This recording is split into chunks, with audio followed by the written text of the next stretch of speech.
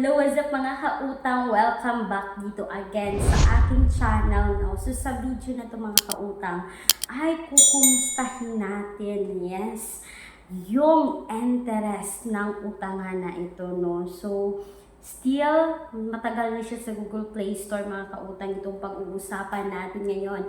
At ibabahagi ko sa inyo kung may pinagbago ba yung interest ng utangan na ito dahil they offer mga kautang, no, yung credit limit is 28,000 pesos. So yan yung alamin natin sa video na ito.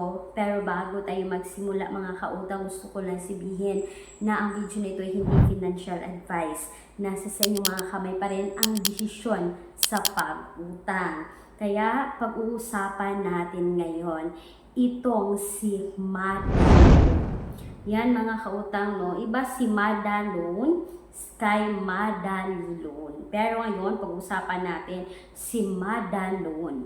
As usual, makita pa natin siya sa Google Play Store at sa App Store. So, kanina mga kautang, no, while scrolling doon sa Google Play Store, kasi naghahanap na naman ako ng pwede kong ma-review sa inyo. So, balikan natin itong si Mada Loan. Ayan, nagbabasa ako ng mga comments ng mga nagbibigay ng reviews sa Google Play Store mga kautang. No? Yan yung pag-uusapan natin sa video na to. Kung talagang okay bang utangan ngayon itong si Mada Loan. So, as usual, no, kapag tayo ay nag-install dito mga kautang at kailangan natin maglagay ng ating active mobile number, magsisend sila ng OTP code, maglagay tayo dito ng ating basic information, contact information, ID information.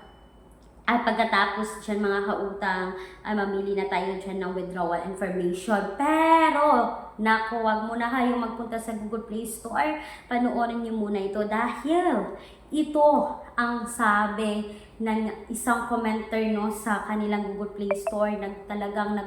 Nag-research, talagang nagsisearch ako doon, nagbabasa ako ng mga reviews kasi napakalaking tulong sa atin, lalo-lalo na sa lahat na nangungutang online. No, make sure nagbabasa tayo ng mga reviews bago tayo umutang. So ito yung sabi ng isang commenter, no, dun sa Google Play Store. Sabi niya, offers an amount of 3,000. So first dun niya 3,000 and 128 days repayment plan. But you are required to pay almost 2,800 within 7 days. And you can pay the rest within 128 days. Ano ba ito? Here's the downside. The total amount you borrowed is 3,000. But the only you receive is 2,020. It'll also collect at least 4 contact members. So isipin mo mga kautang, no, tatagalugin natin tong comment ni ma'am. Yung 3,000 na utangin mo dito, yung ma-receive mo is 2,020. So, ibig sabihin yan mga kautang, no? 3,000 minus 2,020, may 980 siya na loan deduction. At babayaran mo sa loob ng 7 days sa halagang 2,800. So, nasa mga 780 yung interest kasama ng loan deduction dito. So, yan yung nag-i-experience ni ma'am, ha. So, sa ito pa mga kautang sa baba pa, may isa pang nag-comment, sabi niya, I would recommend it only for emergency. I apply for 3,000 pesos. Nang na-receive niya is 2,020 and I need to pay them 3,210. They have big interest and the processing fee which is not aligned with the SEC na yan. So, iba rin yung naging experience niya mga kautang, no? Sabi niya dito, 3,000 yung receive niya, 3,000 yung offer na loan niya dito, yung na-receive niya is 2,020, but babayaran niya ng 3,210 within 7 days pa rin mga kautang. So, iba-iba yung naging experience nila dito kay Madalon. Ayan. So, ito pa, no, hindi pa talaga ako nakontento mga kautang, no, nagbabasa pa ako dito at ito yung nakita ako pang isa. I don't recommend these lending apps for everyone. I borrowed 7,000 but only 4,800 I received. Then when I overdue one day, the penalty add to my repayment is very high, 600 pesos per day. It is ridiculous. So ito mga kautang, no, talagang 7,000 yung inutang niya, 4,800 lang yung na-receive niya mga kautang, tapos nalit pa siya ng due, babayaran niya ng 600.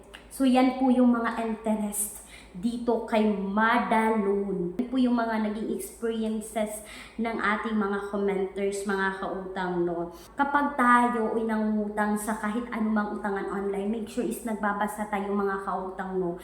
Para sa akin, pag ganito naman is hindi recommended itong utangan na ito. Sinubukan ko talaga itong si Madalon. Ayan, hindi po ako na-approve dito. Pero as you can see, makikita at mababasa natin mga kautang, no, na hindi recommended. Kasi isipin mo sa 3,000 na utang mo dito, yung ma-receive mo is 2,020 pesos at babayaran mo sa loob yan ng 7 araw. So, para sa akin, hindi rin recommended itong si Madalon. Ayan, nasa sa inyong mga kamay pa rin ang decision sa pag-utang. Kulang ang budget. Ang mahal ng mga bilihin. No problem. May solusyon tayo. Gamit ang isang valid ID, makakautang ka na sa loob ng 10 minutes o mas mabilis pa. Mag-apply ng loan kahit anong oras. Kahit gabi o kahit weekends or holiday. Maaaring i-check ang pinned comment sa video na ito, bisitahin ang link at mag-apply na. Ang mga kautang, don't forget, no, na maglalagay po ako ng mga alternatives online loan app sa description box or sa pen comment section ng video na ito. So that's all for today's video mga kautang, no. Once again, this is Levis, ang inyong number 1 palautang dahil utang is life. Bye bye bye mga kautang. Thank you so much.